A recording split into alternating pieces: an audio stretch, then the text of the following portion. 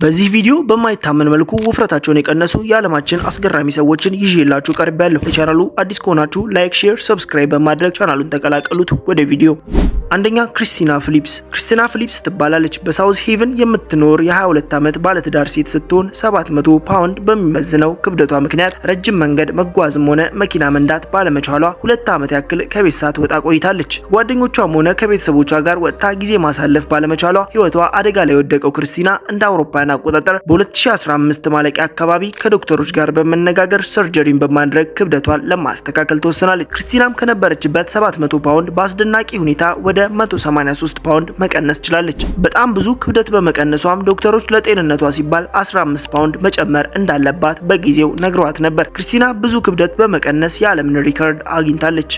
ሁለተኛ ፓውል ጆንስ። ፖል የማይታመን ለውጥ ካሳዩ ሰዎች ውስጥ አንዷ ስትሆን ክብደቷም 600 ፓውንድ ይመዝናል። ፖል በጣም ከባድ ህይወት ውስጥ ያለፈች ሴት ስትሆን በክብደቷ ምክንያት በአካባቢዋ ባሉ ሰዎች መገፋት ይደርስባት ነበር። በአንድ ወቅትም ፖል በጣም የምትወደውን የ33 ዓመት ባሏን በዚሁ ከመጠን በላይ በሆነ ውፍረት ምክንያት በሞት ካጣችው በኋላ ባሏ ትቶባት የሄዳቸው 4 ልጆች ያለ ቤተሰብ እንዳያድጉ ስትል ህይወቷን ለመቀየር ተወስናለች። በመቀጠልም የቀዶ ጥገና ሐኪም ወደ ሆነው ዶክተር ዮናን በመሄድ የጨጓራ ቀዶ ጥገናና ክብደት ለመቀነስ የሚያስፈልገውን የአመጋገብ ስርዓት በመጠቀም በ2015 273 ፓውንድ መቀነስ ቻለች። በመጨረሻም የቆዳ ቀዶ ጥገና በማድረግ በዚህም ተጨማሪ 400 ፓውንድ መቀነስ ችላለች። ሶስተኛ ሮናልድ ሼልተን። 678 ፓውንድ የሚመዝነው ሮናልድ ከምግብ ጋር ከፍተኛ ሱስ ነበረበት። በዚህም ምክንያት በራስ መተማመን ስሜቱና በአጠቃላይ ጤንነቱ ላይ ከፍተኛ ተጽዕኖ ያሳደረበት ሮናልድ ክብደት ለመቀነስና ጎጂ የአኗኗር ዘይቤውን ለመቀየር በመሞከር የክብደት መቀነስ መርሃ ግብር ለመጀመር ወደ ቴክሳስ ተጓዘ። በዛም ባደረገው ቀዶ ጥገና 300 ፓውንድ ለመቀነስ ችሏል። ይሁን እንጂ በየመንገዱ ላይ አንዳንድ ችግሮች ነበሩት። ቀዶ ጥገና በተደረገለት ጊዜ ለመራመድ እየከበደው መጣ። ወደ ሆስፒታል ሄዶ ምርመራ በሚያደርግበት ጊዜ ለህይወቱ አስጊ የሆነ በሽታ እንዳለበት ተነገረው። በዚህም ሮናልድ በደረሰበት ጭንቀት ኮማ ውስጥ ሊገባ ችሏል። ሁኔታው ሮናልድን ለመራመድ በጣም ደካማ አድርጎታል እና ተሽከርካሪ ወንበር መጠቀም ጀመረ። በዚህም ሼልተን 200 ፓውንድ ድጋሚ ሊጨምር ችሏል። አራተኛ አምበር ራቺድ። አምበር ገና የ23 ዓመት ልጅ ስትሆን ክብደቷም 660 ፓውንድ ነበር።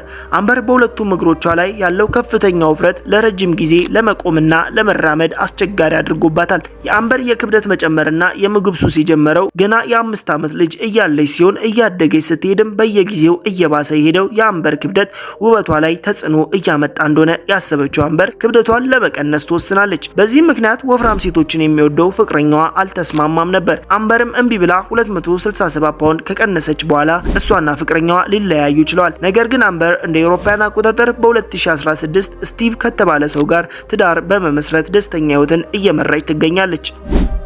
አምስተኛ አንጄል ፓሪሽ። የካርቪል ነዋሪ የሆነችው አንጄል ፓሪሽ ባለትዳርና የአንድ ልጅ እናት ስትሆን በልጅነቷ ባለባት ጭንቀትና የምግብ ሱስ ምክንያት ከባድ ውፍረት ገጥሟታል። ክብደቷም 570 ፓውንድ ይመዝን ነበር። በዚህም ምክንያት ልጇ አንድሬውን ለማሳደግ የከበዳት አንጄል ለውጦችን ልታደርግ ተወስናለች። ወደ ሕክምናም በመሄድ የጉልበትና ቆዳ ሰርጀሪ በማድረግ 309 ፓውንድ ቀንሳ ክብደቷን ወደ 170 ፓውንድ አድርሳለች። አሁን በኦስቲን ቴክሳስ የምትኖረው አንጄል ታሪኳ የምግብ ሱስና ጭንቀት ያለባቸው ሰዎችን እያነሳሳ ይገኛል። ስድስተኛ አይዛክ ማርቲኔዝ።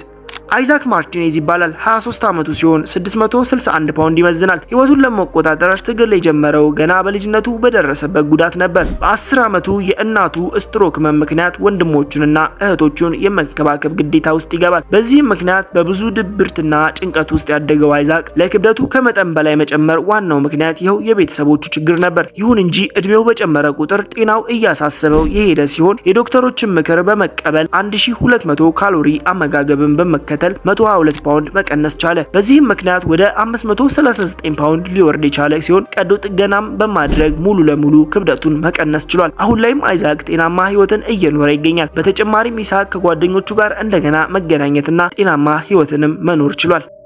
ሰባተኛ ሳማንታ ሜሰን።